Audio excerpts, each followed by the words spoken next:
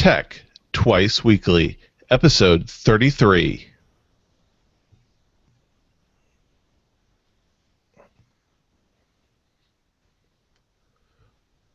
Welcome to Tech Twice Weekly for December 18th, 2014. This is your source for the most important technology news and discussion every Monday and Thursday evening. I'm your host, Ben White, and as usual, I've got my great friend, Eric Fee. How you doing tonight, man? Sup? Ready for the weekend? My weekend is going to be very full. I have a day-long party on Saturday, and I'm going camping Sunday. Ooh, a December camping trip? Oh yes, Richard and I are wild men. Going anywhere interesting? Someplace probably wet, snowy, marshy, and horrible. As much as that sounds awful, I'm still kind of jealous. As you should be. We haven't gone camping. We haven't ever gone camping, and we haven't been on a trip in forever. Well, one was on a bad weekend for me, and then the hot springs trip fell apart, so that has to be rescheduled. Yeah, we're hoping for mid-January.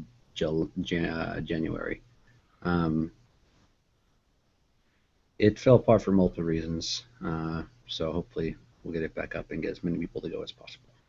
Yeah, no, I'm down. Just tell me when. I've never been to a hot spring, so I'm kind of looking forward to that happening. Roger that. All right, well, enough about our personal lives. I guess we should get into our top stories. Kicking off our stories tonight is PC Gamer sharing Telltale Games announcement that they are beginning development on a new Minecraft title. The new game, called Minecraft Story Mode, will be an episodic adventure game similar to The Walking Dead and The Wolf Among Us, both series that Telltale Games has done previously.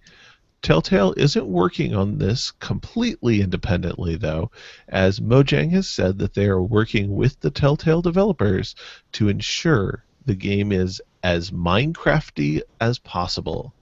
Once released, Minecraft Story Mode will be a separate standalone game from Minecraft itself, and currently planned for release on consoles, PCs, and mobile devices sometime in 2015. Engadget. Oh, did you have a thought on that one? I just wanted to post that I bet that it's going to also cost money so I can buy Minecraft twice. Yes, most assuredly. Actually, historically, for the mobile versions, the way they've released both Walking Dead and The Wolf Among Us was the first chapter was free, and then the other chapters were sold as DLC. So at least you get kind of a try before you buy thing going on. Yeah, I guess we'll see. I know I was really happy with Wolf Among Us. I haven't had a chance to try Walking Dead yet, but I've heard great things. Engadget is covering the evolution of MoviePass, a subscription service that allows moviegoers to see standard presentation movies in theaters for only the program's monthly subscription fee instead of paying at the box office. This is going to be changing, though, as MoviePass is now introducing a premium tier for $45 per month that allows subscribers to see one movie a day at any AMC theater in any format they want. This is going to include 3D, IMAX, and AMC's proprietary ETX format. Right now, Premium is only being offered in Boston and Denver, but MoviePass is expected to roll it out everywhere in the U.S. in the near future. What do you think of MoviePass? Are you subscribed to the current program? No, but it sounds very interesting. I've always liked the idea of kind of like having that moderate price that you can just pay and go see whenever you want. It's a good excuse to just go see movies that you might not see otherwise because you kind of technically have already paid. I don't I'm not even sure if the. Do you know if the theaters around here even take that thing? Even use MoviePass? Yeah, actually, I was originally invited to be in the very early beta test for MoviePass when it first started. I skipped on it at the time. I typically just don't see a lot of movies in the theater, but it's been successful. I know that there's a lot of theaters you can actually use it on. Looking in the Portland area, like Century 16 on 82nd accepts MoviePass. In my area out here in Oregon City, I can use MoviePass at the nearby Regal. So there's a lot of options. The smaller independent theaters, I don't think are on board yet, but I know MoviePass is working with them. Yeah, because now that I live up in North Portland, I'm really close. I'm fairly close to the Lloyd Center, which has two theaters, and I also work in the Fox Tower, and there's a theater in the Fox Tower, which I have not been to yet. That's a good So question. I don't know if either of those take it. uh, technically, I don't even like seeing um, movies in 3D, so there's that. It looks like they do, apparently, according to their little map thing. Oh, nice. And I agree with you. A lot of the time, the 3D movie is just kind of fluff on top. But if I'm going to pay the same price, I might be more inclined to see the 3D version or at least give it a chance. Hey, look at that. Plus, there's a movie theater at the Portland, the downtown Portland Mall that takes it too. Interesting. I may have to give that a Wretched. try. Over here. Yeah, and if you're interested in the program, it's $35 a month. It says 35 in some areas. I don't know what makes one area special from some different one, but yeah, the main special part about how it works is you get your MoviePass card, you go through their mobile app, pick the showtime and the theater you want to go to, and go to see the movie. The app works as a ticket, similar to the way the um, Fandango, yeah, Fandango app works for buying movie tickets mobile. I actually recently saw Interstellar, and a buddy of mine bought tickets on Fandango online. And when we got to the theater, we went to the little kiosk to print the tickets out. Lay down. One of the kiosk printed two out of the three tickets he purchased. So he basically got shafted on one ticket. And then I bought another ticket because the third ticket was for me. And when it printed my ticket, it spat out his third ticket. So we basically bought an extra ticket, which was Lame. Seems yeah. like have a way to get you a refund for that or something. Yeah, I think he pursued it with his credit card company actually. Yeah, there's always that option. Which I mean, he got two tickets for the price of three, so it kind of totally makes sense. Yeah. And if you're interested in MoviePass, you can sign up. Their website's moviepass.com. And it looks like right now they're offering 2 weeks free when you sign up. So, hey, 2 weeks of free movies. That's worth trying out. Yeah, I might have to give it a shot before I go see The Hobbit this weekend. Wretched. Over here. Problems? Just trying to control the dog. Yeah. Anyway, our next story here, T-Mobile is changing things up again in the mobile world. And this time it's with their Uncarrier 8.0 announcement called Data Stash. The Verge reports that Data Stash will allow select postpaid customers to roll over unused high-speed data into future billing cycles, allowing customers to hold on to the data they've paid for up to 1 year. To be eligible for Data Stash, you must be a Simple Choice customer who has purchased additional 4G LTE data, 3 gigabytes a month for smartphones and 1 gigabyte or more for tablets.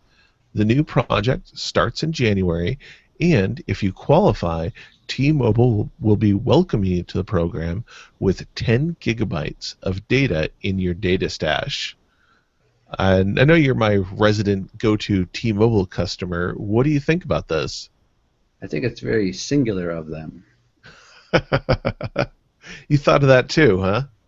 Yeah, plus, if the wording in your description is correct, then I think I qualify for that technically. So, Yeah, if you're under whatever happens to qualify as their simple choice prepaid plan, you should be eligible. yeah, I am. It's like you just get, it's just basically unlimited minutes and text and like 200 minutes of data, and you pay for an extra, you pay more money for a line and you pay more money for more data. And I have 3 gigs a month, so I think that I may be into that program thing if well, we'll see come January. That'd be kind Yeah. of cool, I guess. Well, especially I mean, even if it's not a lot, if you just have a gig left over or half a gig left over at the end of the month, you've paid for it. So it's nice to be able to at least keep it. Hey man, I had Singular for a long time, and even if you use most of your minutes, they still rack up pretty fast. Right. Exactly. Yeah.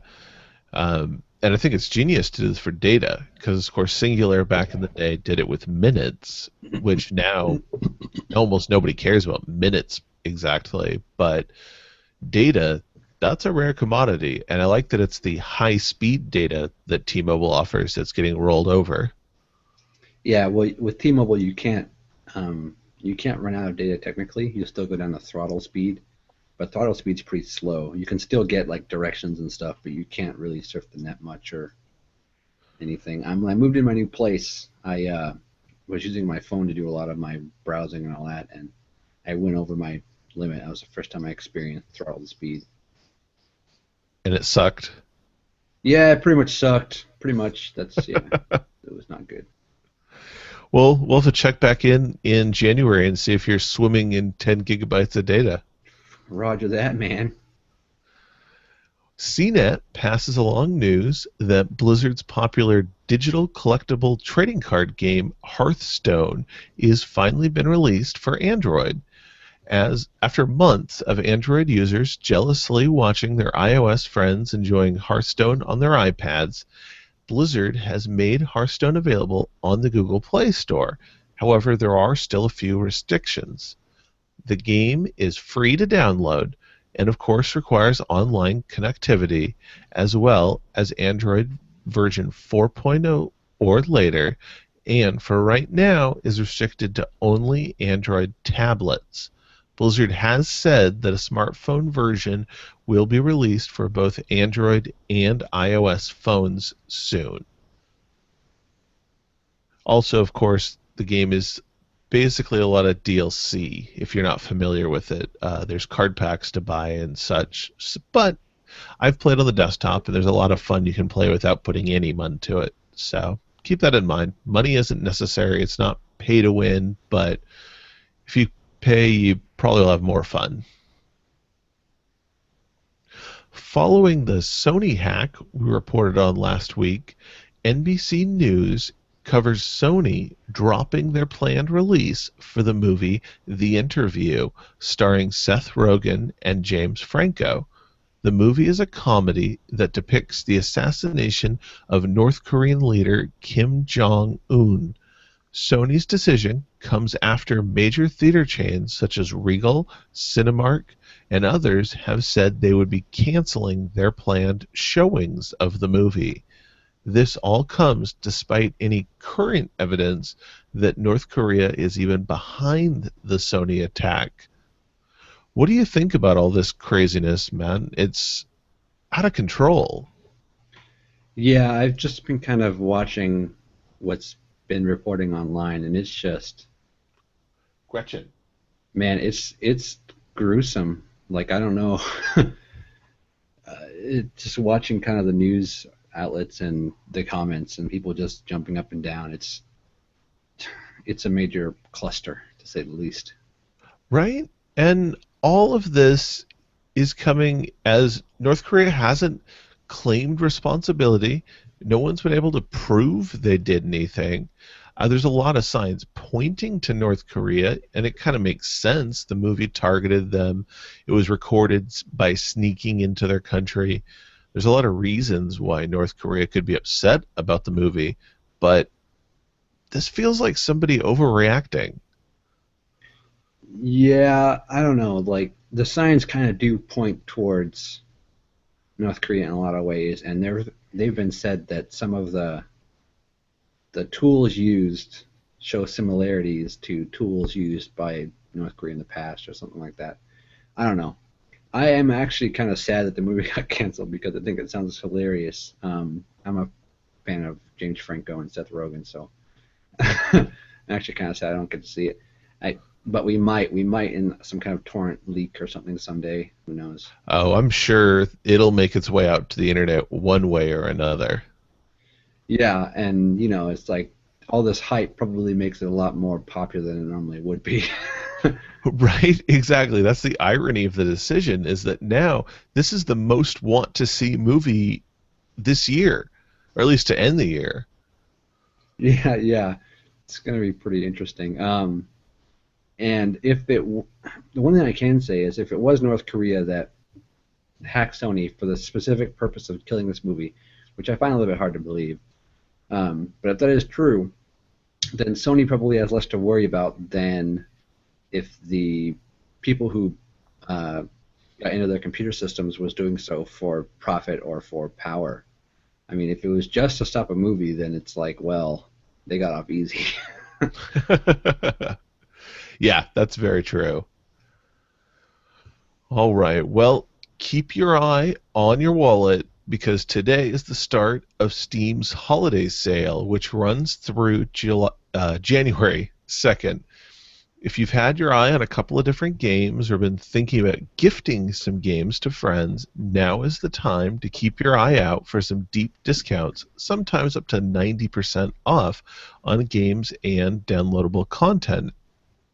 As usual with Steam's seasonal sales, they are also running a side quest of sorts where users can collect trading cards by purchasing games, and if you get enough cards collected, they can be converted into a holiday sale badge that allows you to show off to all your friends just how much money you can spend.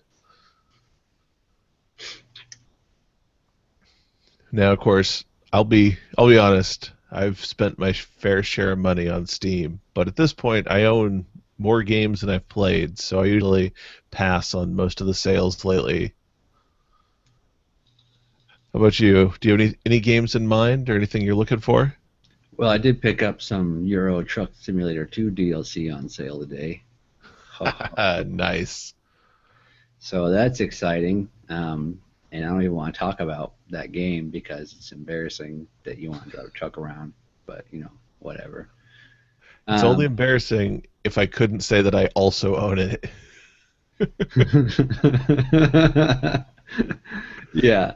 Beyond Earth looks kind of cool. It's on sale right now, but it's still a little too expensive for me to pay for a game I probably won't play for at least a year. Um, yeah, I will probably pick up a few games, but like you, I kind of am burnt out on throwing money at games that I most likely won't play. Right? It's this horrible problem where the game is cheap, so I feel like I'm getting a deal, so I have to buy it, but then I never actually play it. And I'd rather just have the money in the long run. Well, the worst is you look at games and you're like, wow, that game's on sale. It looks really fun.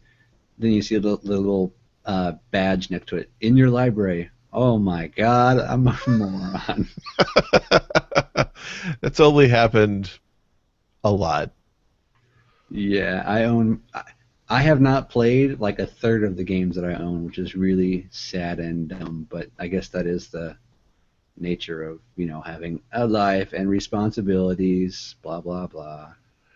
Oh, to be young and living on someone else's dime. Youth is wasted on them. I tell you what. If I had that much time, man. Back then, I still played a lot of games, but it was always the same damn game because I only owned like a handful. Right? And then WoW came along, and suddenly you only had to buy like one game a year every time an expansion came out. Yeah, but you still have to pay every month, which is just, kind of swindling your parents' credit card into the account. Yeah. Yes, there is that. Recurring payments? Yes, please. Well, speaking of Steam, the controversial game Hatred was taken down from Steam's Greenlight project on Tuesday after collecting over 13,000 yes votes, pushing it to number 7 out of all titles looking to be greenlit. Following Hatred's removal, Valve's VP of Marketing, Doug Lombardi, told Eurogamer, based on what we've seen on Greenlight, we would not publish Hatred on Steam.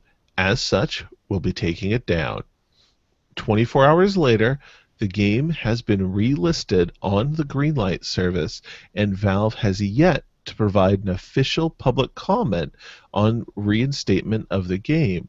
An email from Valve's co-founder, Gabe Newell, to Hatred's developer has been released online, however, indicating that the title was relisted after Gabe became aware it had been taken down and he had done a brief internal investigation on the reasons why.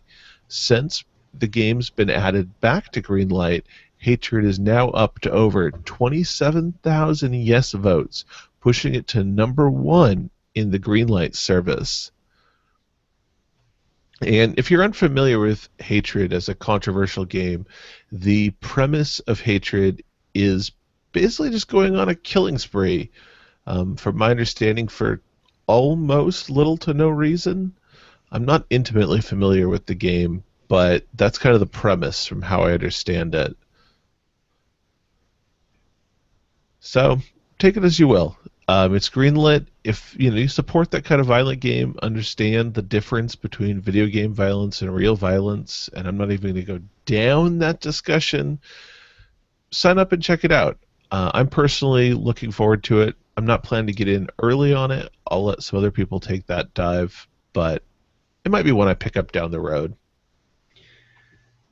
I uh, I don't think that. I think we've done enough studies that show video game violence does not translate that well into online violence, and there's plenty of violent video games out there that are great. Um, I'm I'm just not personally interested in mindless violence. There was a time when that kind of stuff was fun, but now I really kind of appreciate a little bit more tact. Yeah, and I'm hoping that there's some sort of story linking the senseless killing together, even if it's just thinly veiled. Hey man, there's no story in Doom.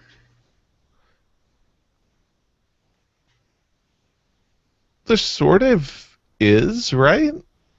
Yeah, it's something about invasion from hell and dude on Mars. Not really. Come on.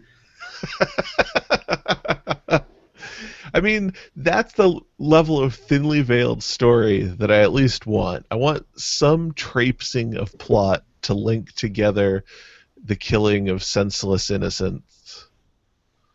Well, I mean, you can talk about games that are violent and just crazy. I mean, Grand Theft Auto's been known from day one, back when it was top-down 2D, to be just, steal and shoot, whatever. I mean, we're okay with, and I think that for the most part, most people are okay with that. It still has controversy, and I think that's kind of actually led to its fame more than anything else. And even if Hatred has no story whatsoever, it still is going to be one of those games that people are like, yeah, whatever. Yeah, pretty much. Well, following up on another story from last week, actually from this week, on Monday we covered Uber starting to offer their services in Portland, Oregon, despite pushback from local officials. Now, Uber has been charged $67,750 in fines connected to 16 different penalties after operating for just 10 days in the city. However, no single driver has been penalized. The fines started at $1,500 per event, but have been increased to $10,000 per incident, $5,000 for operating a cab without a permit, and 5,000 for not displaying a valid taxi decal on the vehicle. These fines are being issued by the city code enforcement officials with Portland's Bureau of Transportation. And they're being issued each time that one of the officers is able to order an Uber ride using their mobile application. Additionally, City Mayor Charlie Hales and Commissioner Steve Novick have formally sued Uber, seeking a judge to issue an injunction in an effort to keep Uber from operating in the city. While the suit was originally issued in Multnomah County Circuit Court, Uber has had the case moved to the U.S. District Court.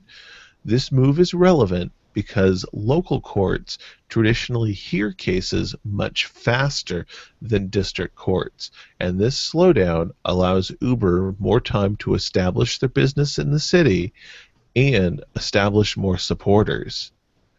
So, since we covered this on Monday, have you had a chance to jump in an Uber ride for any reason or seen them around town? No, but I mean, it's just another thing. You can't really see them because they're kind of just cars. Um, but no, we talked about this the other day, and it's kind of, I'm still thinking about Uber and their business and their business model, and it's still kind of bugging me. Um,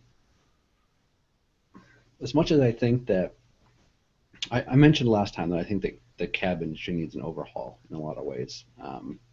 The fact that there are laws and there are rules, I think, can help make cabs better. But currently, it looks to be kind of a regime. There are companies that own these expensive medallions, or companies that operate under these specific stringent laws, and then they kind of just pay people peanuts to drive around. And Uber honestly isn't that much different. The individual drivers can make more money at driving a cab and Uber, but it's kind of offset by the fact that they're effectively independent contractors that have to pay their own taxes. So they have a choice of either going, not paying their taxes, which is of course illegal and can be bad, especially if they're caught. If they do pay their taxes, then a huge chunk of their money is going to go to that at the end of the year.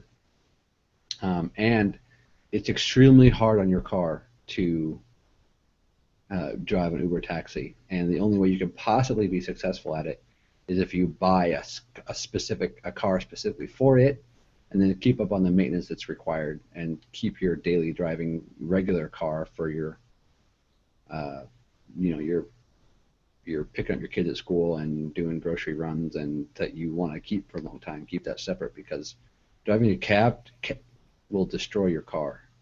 Even with regular maintenance, it just it racks up the miles really fast. And city driving, especially the way cabs are set to drive, is the harshest conditions you can put on a car, besides like mudding. Yeah, that's stop and go, and then especially around Portland where you can jump on a freeway for one exit, ramp your car up to 60, okay, 55 legally, and then immediately drop back onto a surface street. You're really putting your engine through the paces.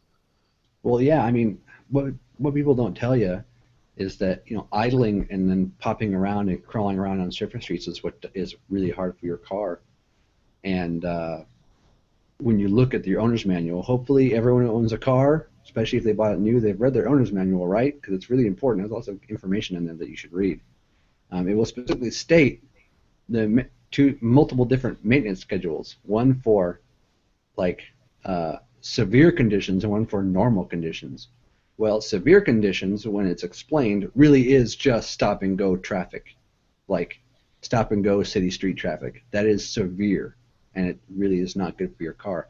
And so the thing is about these Uber guys is, yeah, they're making a decent amount of money, but if driving an Uber cab is their only job, they have to do it all day, usually longer than a standard 8-hour work shift. They have to do 10, 12, 14-hour work shifts to make good money. And at the same time, that's really hard on your body. That's extremely hard on the car you're driving. and then at the end, you still have to pay taxes, which is hard, and you don't get any benefits. So, as opposed to a lot of other jobs, you can't get health insurance unless you buy it after the fact. You can't get dental or any of these things. There aren't any vacation days unless you just don't want to get paid. It's similar to other contracting work, except for the fact that it's just really hard on you. And most people don't do it unless they really absolutely have to, simply because it's got a zero barrier of entry. Um, so they can do what they need to, but the fact is that even with even when some cab companies, it's not that hard on you, and you also often don't have to take care of your own car. They have fleet mechanics to do it. Right, exactly. It's one real benefit of driving in a fleet is the car maintenance is on the business. Yeah, well, it's their asset, and it's their job to take care of it and make it last as long as possible because it's more expensive to buy a car than buy another car and then get it ready than it is to, have one car you own and operate, especially with cabs because they have to be modified. Well, and one thing I thought was interesting, and this came into my email just shortly before we started recording tonight, is an email from Uber. And I'm on their Uber Portland mailing list. I signed up on the wait list before they started service. And according to their email, they've issued over 10,000 rides and been to 500 neighborhoods since they rolled out service 10 days ago. They also declared that Uber will be pausing service within Portland city limits beginning the evening of December 21st. According to their email, it's in an effort to work with local city officials to determine a safe, reliable way to operate. So it sounds like the city officials are kind of getting their way here, and Uber is actually going to step down and suspend service, at least temporarily. They're also looking to rally the public, asking me to sign up to become an Uber advocate, which I'm not really sure what that entails, other than signing up for another mailing list. Yeah, yeah, I don't know. It's like I think that there are certain things about Uber that are good, but I also believe that it's kind of hard because um, they're not telling you the harsh realities of being a cab driver. So they're kind of like culling people into this contractorship with them not knowing full well how difficult it is. I read a story written by a guy who drives for Uber right now, but he's an ex cab driver, so he went in knowing full well how difficult it was going to be, and he was talking about how the money looks good when it's coming in, but the fact of the matter is it's not nearly as good as you'd think. It's better than what he got when he was driving a cab, but not by enough. It's just like it's hard because I want to believe, but at the same time, having read about it recently, I'm thinking that Uber is a little bit not. It's not as great as it sounds for the cab drivers, and it's not that much more amazing than getting a cab normally. Um, if cab if cab companies in Portland had a really good a really nice automated system and really good tracking and a really good mobile application and web app, then they could probably do what Uber's doing and do it better. But they don't want to innovate, with this. They don't want to innovate in the way that we're going, and they don't want to. They basically don't want to have, to change their business model or spend money. Yeah, definitely. It'll be interesting to see how the story progresses. I imagine they'll work things out. They have in other major cities, and then once they get legal, then it becomes time for the marketplace to decide if it's a good business or not and vote with their dollars. Well, yeah, that's great, except for that doesn't really protect the workers. That's what No. law is supposed to do. Yeah, the workers, I mean, the workers, I guess, they're up to their own suffering. I mean, they can choose to be part of the Uber program for as short or as long as they're willing to put up with it. And although that is true, the there are enough desperate people out there who will jump at every dollar because they don't really have a lot of choice. They don't have a lot or any choice. And it's like after you've been unemployed long enough, and you're basically the point where you're not even looking for a job anymore, but you'll give Uber a try. Money starts coming in, and then what? You want to go back to being unemployed, struggling with no money, or do you want to break yourself? And that's especially bad for people with high responsibilities, like trying to put food on the table for kids and family. It's like, what's your choice? Destroy yourself and your car, and illegally and go illegal on your taxes, or not? You know. Well, and So I can understand where you're coming from, but at the same time, that's not all on Uber's shoulders. I mean, that's true for any company offering a business to employees or offering money to employees. I mean, some ownership has to go on the individual to decide if what Uber's offering is worth it for you. that is somewhat true. But I think that given the fact that it's like you can't get like jobs at completely low level like teenage, which would historically have been teenage jobs, like jobs for kids, being like working fast food or working at department stores or whatever. Those are now jobs for anyone because that's really all that some people can get.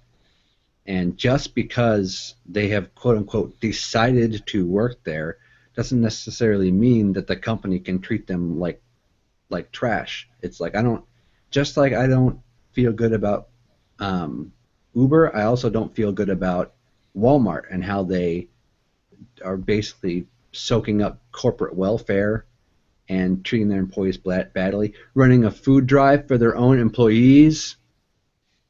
It's ridiculous, and Yeah. that shouldn't be allowed. Just like you shouldn't, just like uh, Uber still has responsibility to their employees just as much as anyone else.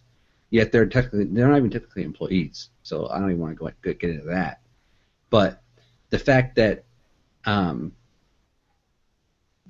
people are basically working themselves to death doesn't mean that it should just be up to the marketplace, because I, as a consumer, can't go to Walmart and decide, well, I would pay $1 more for this, but they're not charging $1 more for this, so they can't pay their employees enough. I would it. This is free market.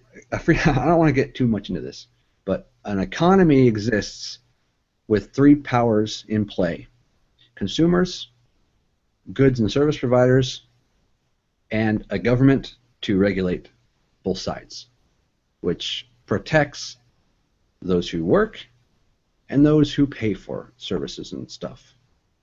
They also protect businesses, although a lot of businesses don't need protection, but they exist to cushion the marketplace.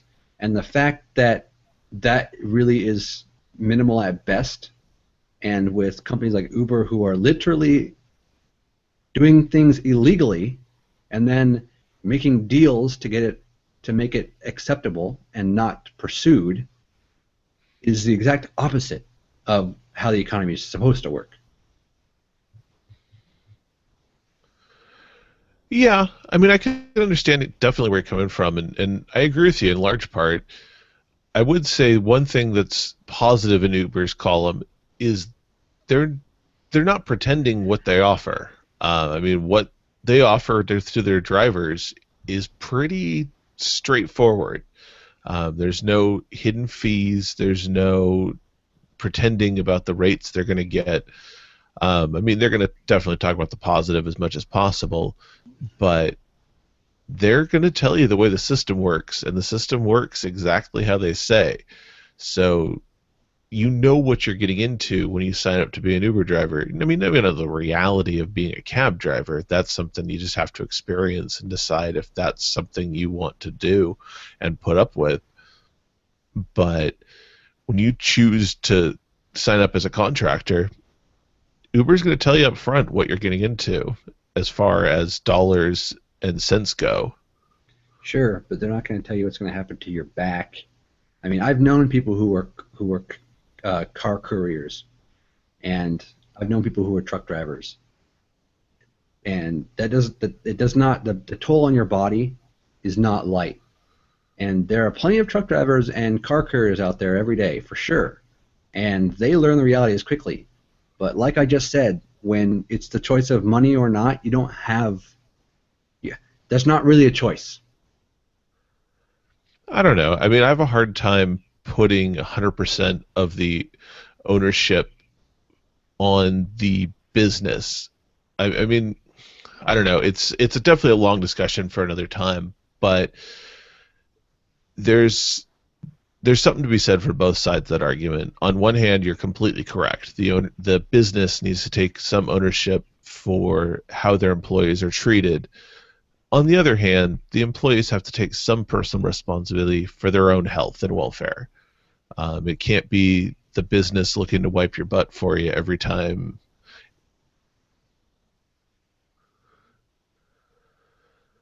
But I think that's a topic that has a lot of juicy meat for discussion on maybe an after hours sometime down the road. Roger that, man. That being said, we do have a couple more stories here. One from or about Amazon, actually. Have you ever ordered something from Amazon and wish you could get it faster than 1 day shipping? Amazon has heard you, and Wired is reporting on their rollout of Prime Now in New York City. Amazon Prime members in New York City can take advantage of Prime Now through the Amazon smartphone app to receive more than 25,000 different daily essentials within an hour of ordering them for a $7.99 fee. Willing to wait up to 2 hours? The delivery fee is waived.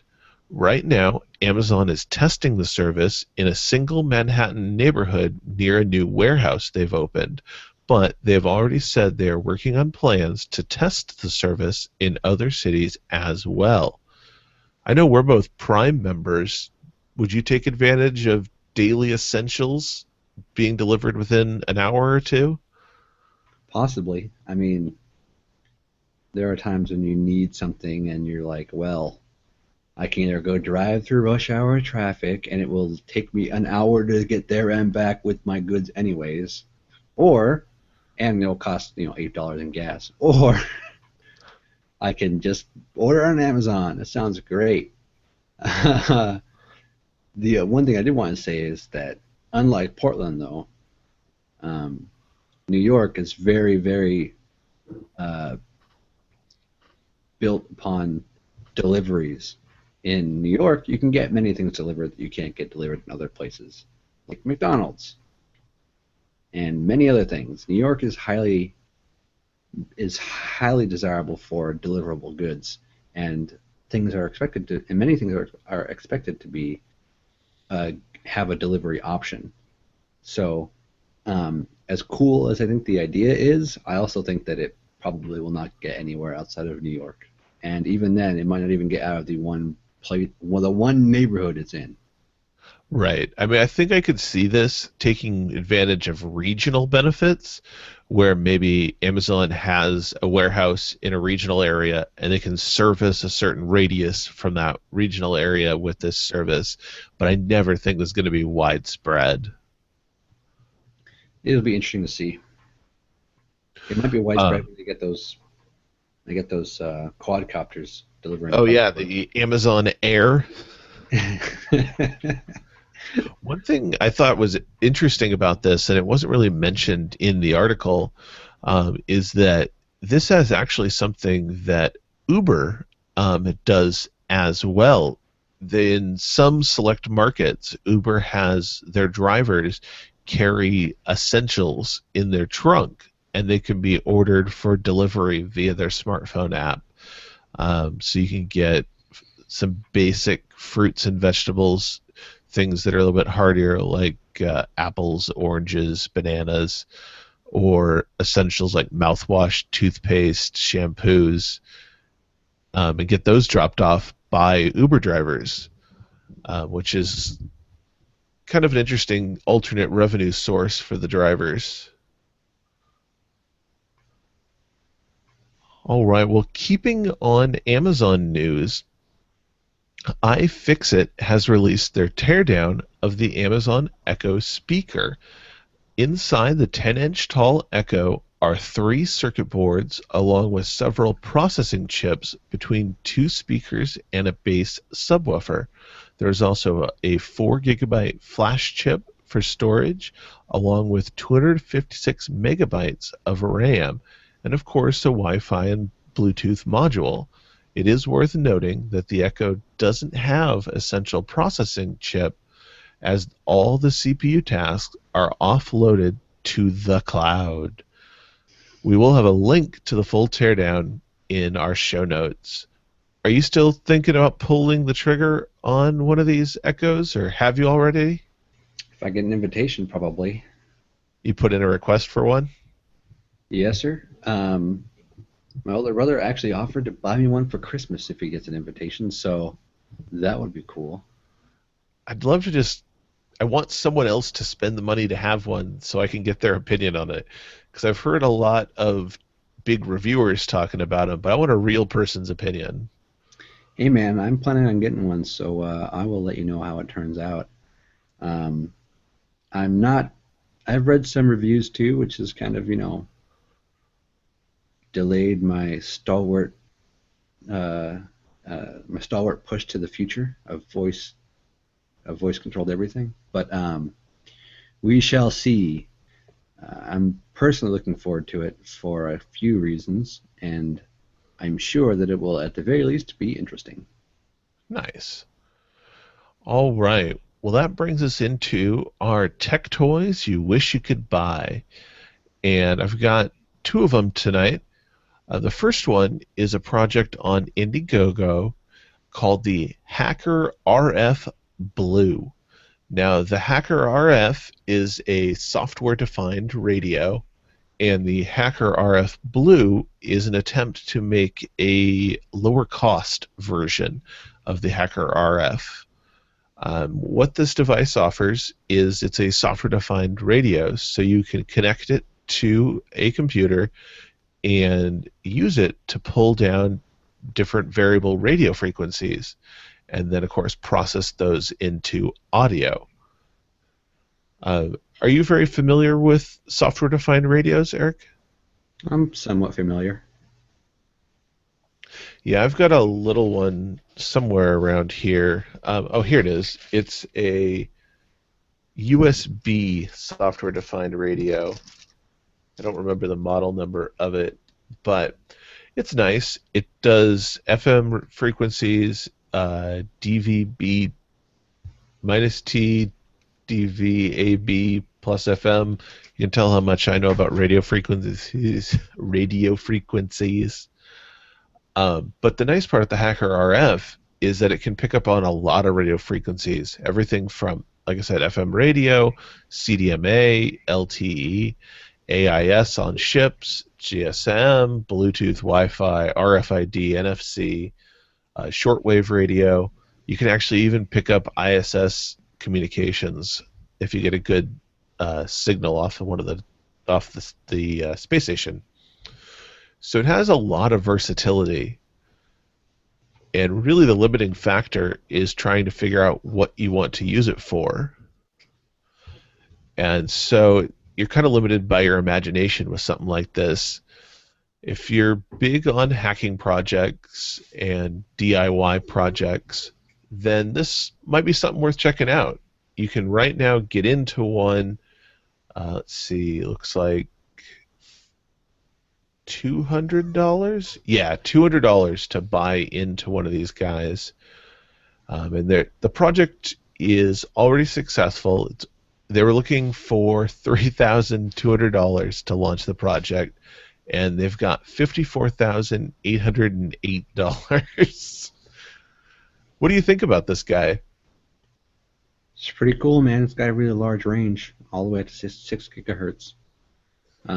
There are a lot of cheap software-defined radios available from $5 to $25 that have a moderate range.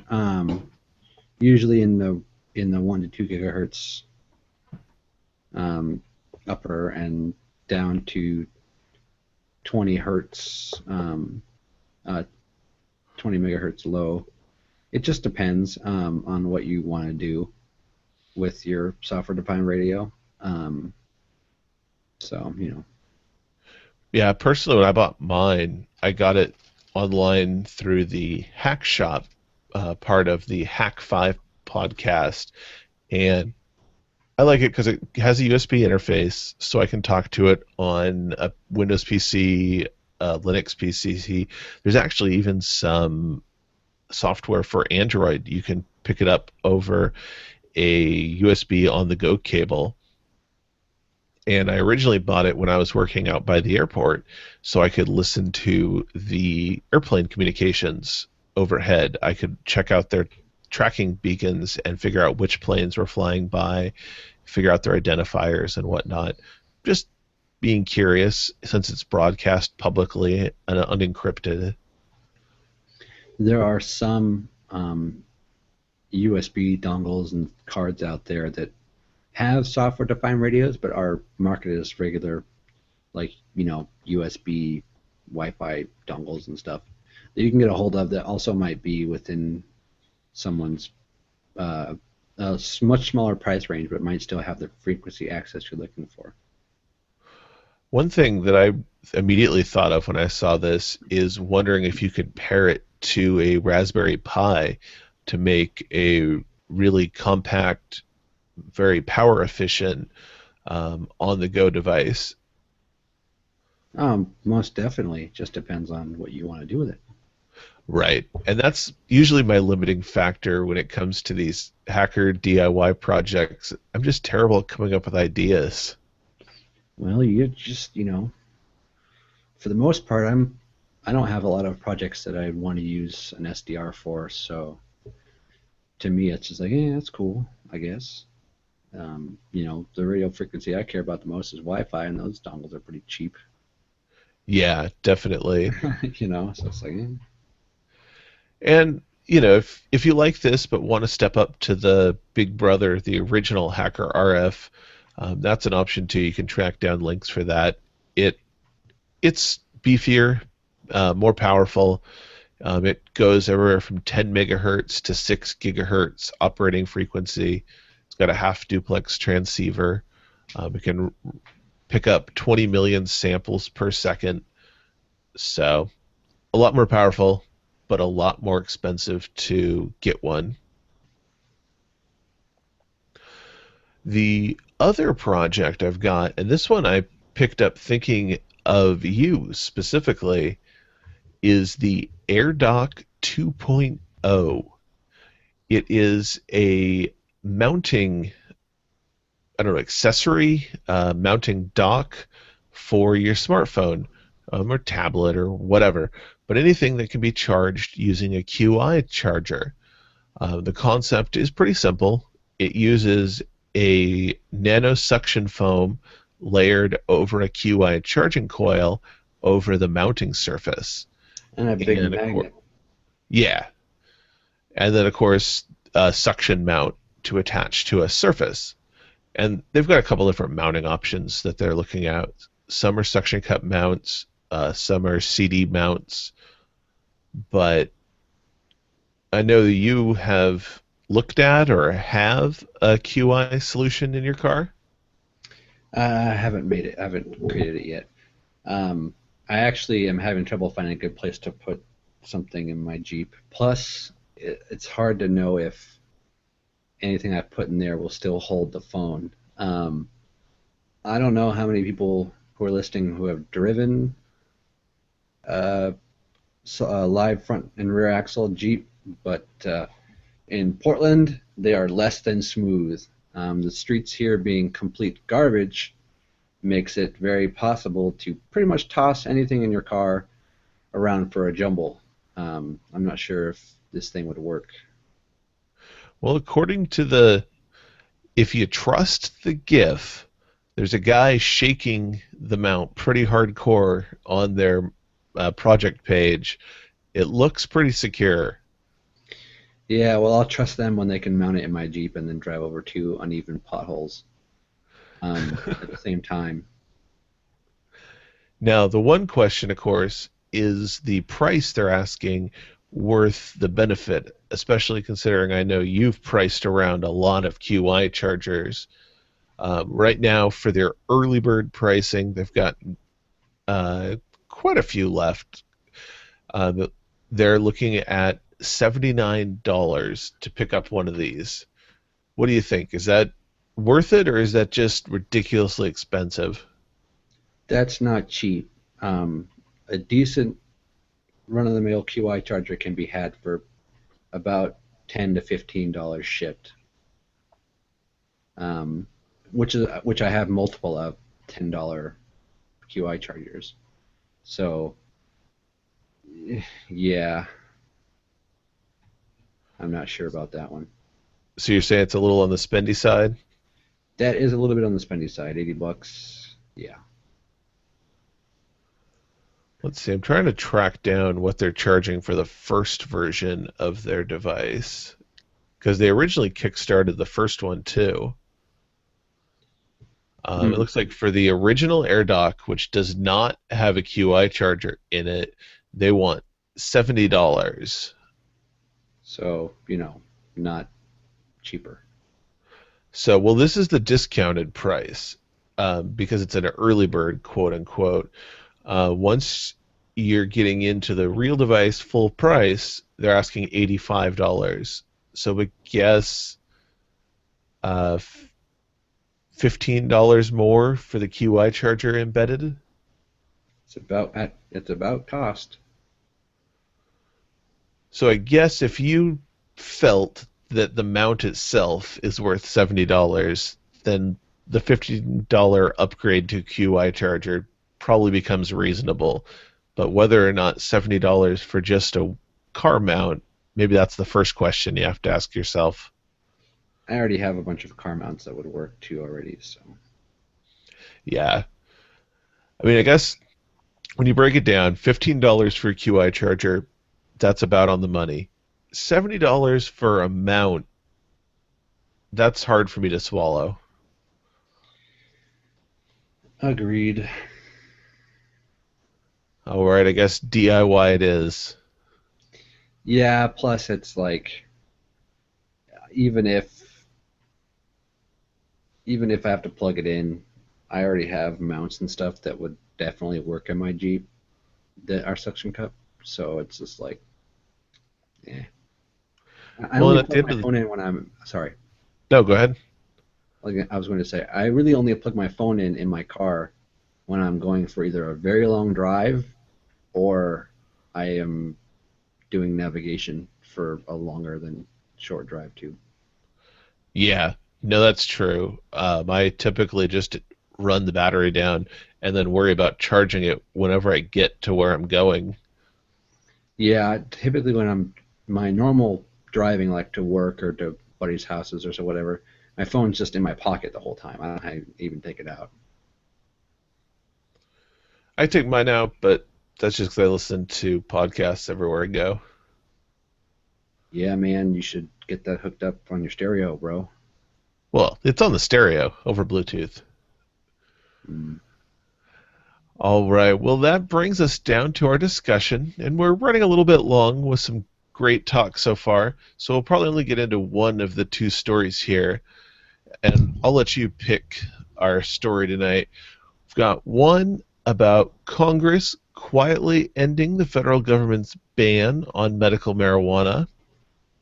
And our second story from GigaOM is about 46 Connecticut towns joining together to be the first Gigabit state, trying to get Gigabit internet to all their citizens, all their residents. Oh, goodness. What do you think? Either of those sound interesting? I haven't read about either of these, so I'm not sure that I'm the right man to choose. Yeah, most of the country reads their news by the headline. Roger that. So we just got them both out there. Discussion done. Boom. I feel sad that that is so true. As far as Connecticut goes, I think that that's a pretty good goal. I really think that the internet in this country, in the United States, is it's been stagnant for too long. Companies are only providing speed upgrades when either it's really super easy, they can get more money for it, or who knew, competition pops up. So the fact that Connecticut's taking the taking the fight to the telecos or and the ISPs is great. And if they don't want to provide gigabit to house access, then screw them. Yeah. No, I think that's the big deal here is actually creating competition in the market.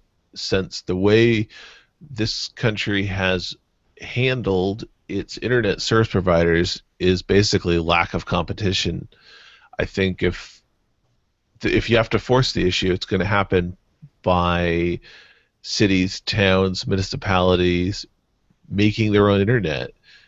Because if They've they have tried. something, what's that?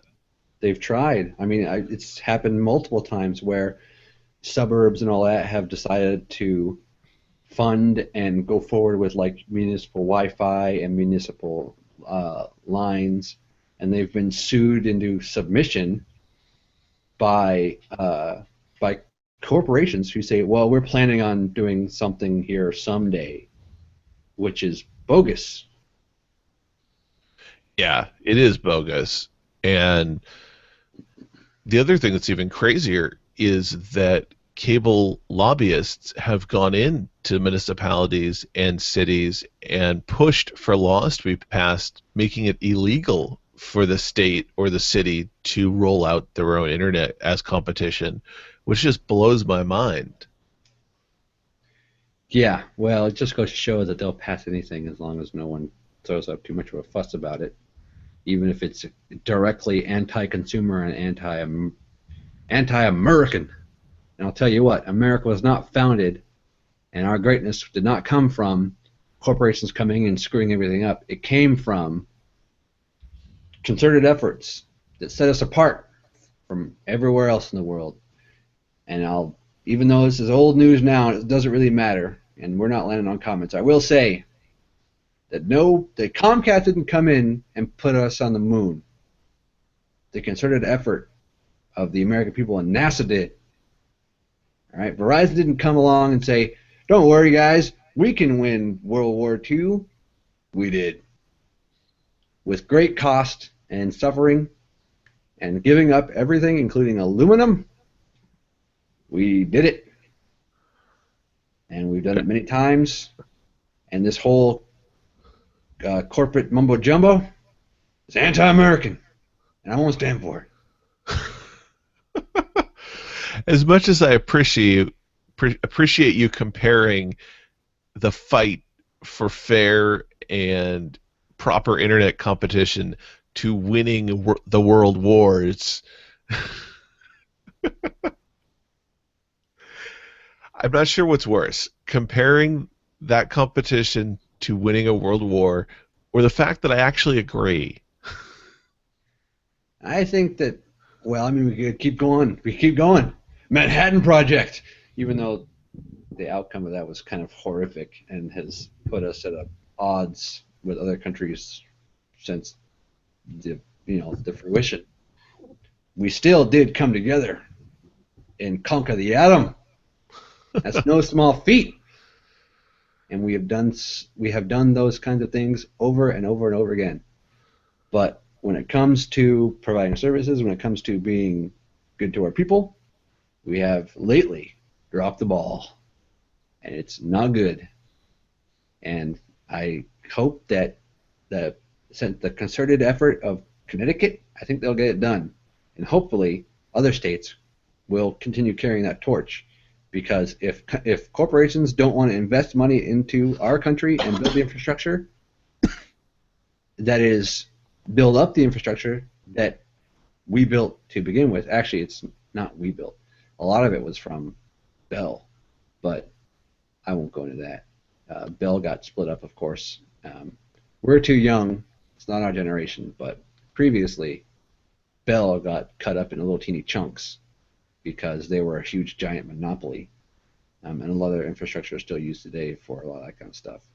But that notwithstanding, that, in my opinion, needs to happen again. Instead of these corporations being allowed to merge into massiveness, they need to be cut down a size, as far as I'm concerned. All right. With that, I'm going to close the show. I don't think there's anything more America! to say. America! Anything you want to share personally going on before we get out of here? America. America. Fuck yeah. Yep. Look, yeah, America. But seriously, I'm not going to sit here and pretend like we're the greatest country in the world because we kind of dropped the ball in a lot of ways. Because we are. There's no pretending. Ouch. Um, I've been to some other countries, and I'll tell you that countries are a lot like people.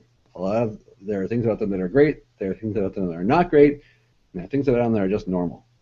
And the United States is just like that in like anywhere else. And we also have our own unique problems to solve.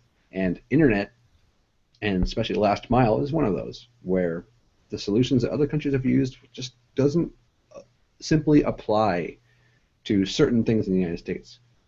But I think that we could get it settled. And the United States government has poured tons of money into companies, and they haven't done anything with it except screw us. So, you know, no, I don't have anything personal to add. I just want to keep ranting. So we'll just end the show.